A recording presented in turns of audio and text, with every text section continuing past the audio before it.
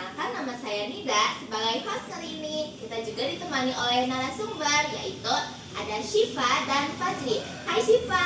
Hai. Hai Fajri. Jadi pada podcast kali ini kita akan membahas tentang pentingnya ekoenzim. Nah, boleh ceritakan dulu bagaimana sampah-sampah yang ada sekitar kita, Syifa? Oke, boleh Nida. Jadi Nida, sampah sekarang sudah jadi masalah serius. Banyak sampah menumpuk di jalan, selokan, bahkan di sekolah, baik itu sampah organik maupun sampah non-organik. Sering dibuang sembarangan sehingga lingkungan menjadi kotor dan tidak sehat. Betul, dampaknya cukup terasa hingga menimbulkan penyakit kulit, demam berdarah dan gangguan pernapasan karena genangan air. Di lingkungan jadi bau dan tidak nyaman, apalagi di sekolah yang harusnya bersih dan asri. Oh, jadi kita harus cari solusi yang penting banget ya.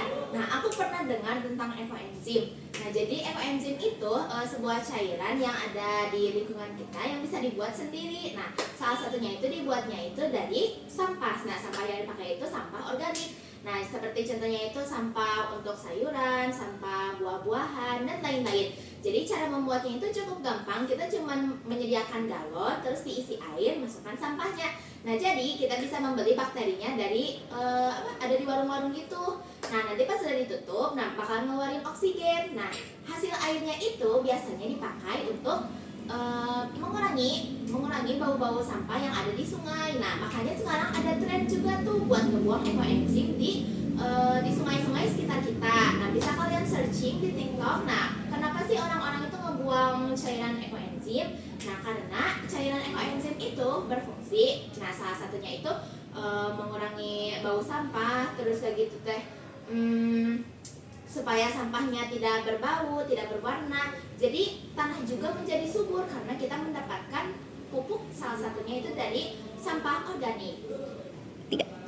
Oh iya, aku tahu selain mengurangi sampah, ekoenzim juga banyak manfaatnya seperti bersihin lantai, jadi pupuk cair, bahkan pestisida alami.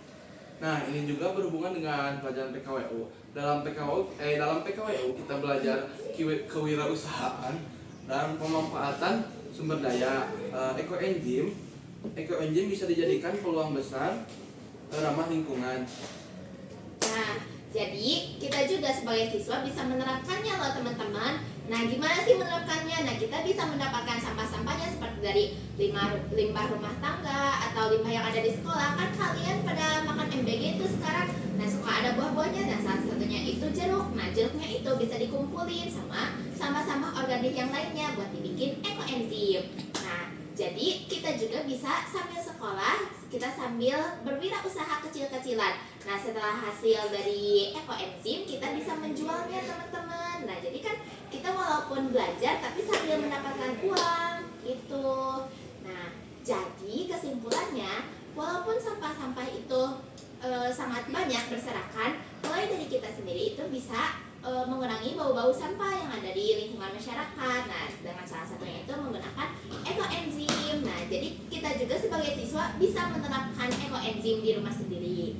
Yuk, kita mulai dari diri sendiri, memilah sampah dan memanfaatkan limbah organik agar berguna.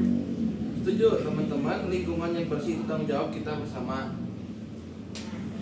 Sudah cukup sampai di sini podcast kita kali ini.